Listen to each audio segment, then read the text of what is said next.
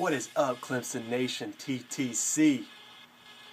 Guys, first of all, I'd like to give a shout out to Herschel, to Kobe, Kobe's kind of made a hate week video, to Magnum, Redneck Dog, Jersey Dog, all y'all who have taken place so far in this hate month. You know, there wasn't much brawl, but some of y'all did have some good videos out there. Shout out to all the Georgia typers who have found my videos and come out pissed off galore. You know, that did my job there. Last video, we're one day until college football starts. This will be my breakdown of the game, trying to be as non-biased as possible after throwing all that hate out there. And also, little news coming up for the game. Obviously, I'll be getting there Friday. This year, I will be using Vine, you know, to kind of get a live look in of stuff going around Clemson's campus, around Clemson, the days of the game, you know, pre-game stuff, game day stuff, for this game at least, you know, live look-ins from what's going on atmosphere-wise at the games, after scores, all this type of stuff. So follow my Twitter at Clemson Cameron. I'll have them up on that if you want some live look-ins, some stuff from the game. All right, guys, here we go. Obviously, the game plan that we thought, and I thought coming in here, that Georgia would use would be the one that South Carolina and LSU both used against us, that South Carolina was successful against, and it backfired tremendously for LSU. Now, there's pros and cons, and it would be a long breakdown, but I'm gonna try to keep this video kind of short. Coach Rick coming out here telling us that's the game plan. He will have to run the ball and try to run clock. As we saw with South Carolina in the second half, they were successful with that, using a short passing game and some runs too. As far as holding the clock, they dominated time of possession in the second half, kept our offense off balance. LSU tries this. The defense steps up in this game against LSU, and it backfires greatly on them. 3 and outs start to occur. Obviously, Georgia having a much better offense, but the 3 and outs started to occur, and we literally wore LSU's defense out to the point where they were cramping up, getting injured every play.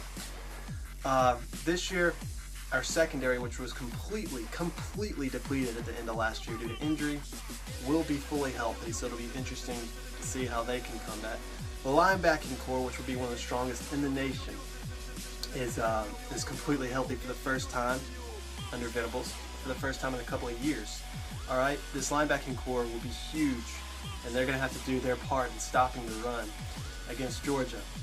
And of course, the defensive ends, which will be solid. You know, a lot of young faces there that didn't start last year, or a couple at least, and you know, they had some solid stuff. You know, Vic Beasley actually led the team in sacks last year, and he did not start. He'll be starting this year. He had 8 sacks last year. It'll be interesting to see if he can pick up where he left off. You know, obviously that's going to be a big thing. Holding Georgia's run, forcing them to, just pass, you know, 3 and outs. That'll be huge. That's the key to victory for Clemson, is to really just get those, not just 3 and outs, but, you know, get off the field as soon as you can. Don't keep the defense on the field too much in the second half especially. That's when Georgia's really going to have to start trying to implement this. If Georgia's behind, obviously they're going to have to try to keep up with Clemson.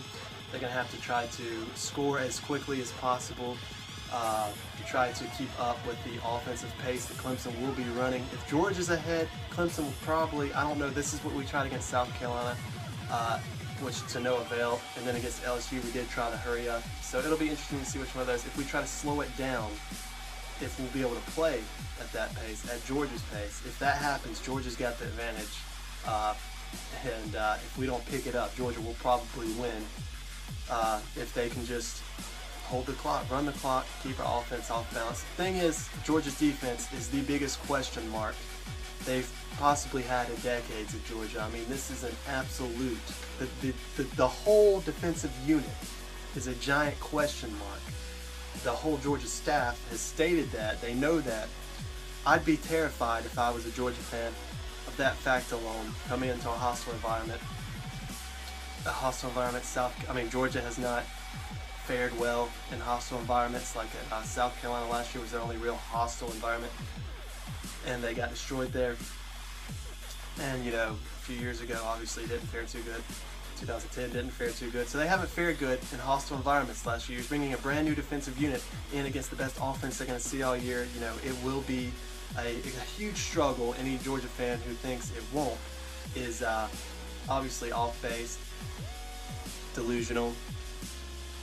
But also will come down to Clemson's offensive side.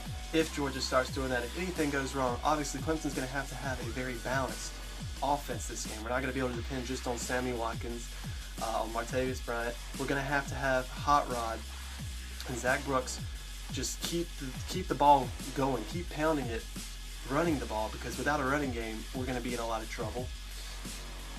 Hot Rod should be, I mean, he's solid. I mean, we look at some of the stuff he did last year. At the end of the year, he was really averaging a lot of yards per carry. I think we only gave him the ball 3 times against South Carolina, and he had like 55 yards. And against LSU, he had some. You know, when he did get playing time last year, he was very solid, and I'm very confident in him coming into this year. So the running game will definitely have to be established. With all this said, I think that the game will go at a faster pace, because once Georgia gets stopped a couple of times, Clemson's just going to keep scoring like that, all right?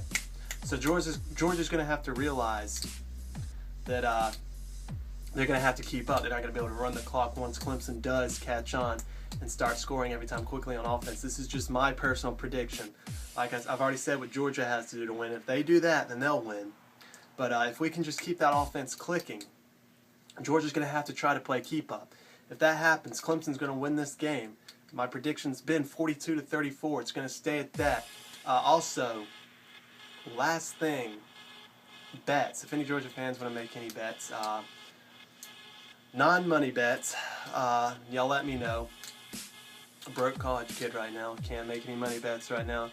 But I noticed, I completely forgot about them. Go Tigers.